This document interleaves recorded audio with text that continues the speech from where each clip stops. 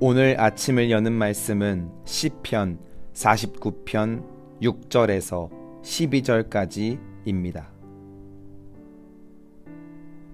자기의 재물을 의지하고 부유함을 자랑하는 자는 아무도 자기의 형제를 구원하지 못하며 그를 위한 속전을 하나님께 바치지도 못할 것은 그들의 생명을 속량하는 값이 너무 엄청나서 영원히 마련하지 못할 것임이니라. 그가 영원히 살아서 죽음을 보지 않을 것인가?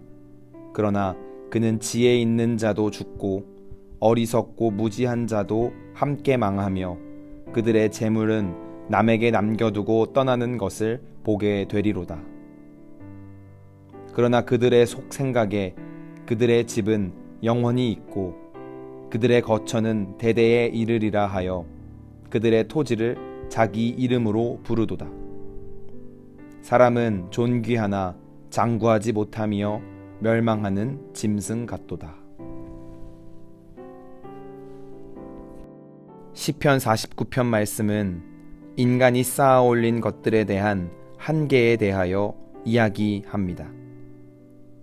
특히 부유한 인생을 살고자 하는 마음이 얼마나 허망한가에 대하여 소개하고 있습니다.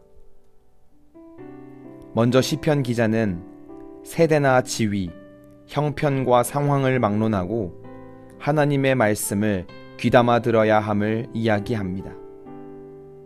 1절과 2절 말씀에 뭇 백성들아 이를 들으라, 세상의 거민들아 모두 귀를 기울이라, 귀천 빈부를 막론하고 다 들을지어다 라고 말씀합니다. 만민이 하나님의 진리를 통하여 영적인 각성을 해야 함을 강조하고 있습니다.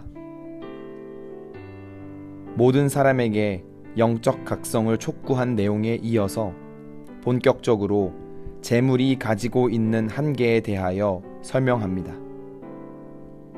시편 기자는 죽음이라는 한계 상황 속에서 재물의 무가치함에 대하여 직언합니다. 재물이 아무리 많다고 할지라도 자신의 형제를 구하거나 생명을 연장시킬 수 없음을 말합니다. 9절과 10절 말씀에 그가 영원히 살아서 죽음을 보지 않을 것인가? 그러나 그는 지혜 있는 자도 죽고 어리석고 무지한 자도 함께 망하며 그들의 재물은 남에게 남겨두고 떠나는 것을 보게 되리로다 라고 말씀합니다. 이를 통해 죽음이라는 실존적인 문제 앞에서 모든 인간은 평등하다는 이야기를 합니다.